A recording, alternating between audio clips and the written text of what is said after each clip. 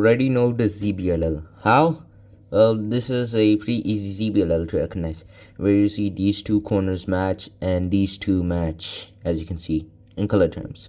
These two need to swap, and these two also have to swap while getting oriented. You have like this big face, big line or block, and a small block here. What I want you to do is hold it from the big block side. Make sure it faces towards you like this, and block on the right. So the algorithm goes like R prime into Y prime, which goes like this.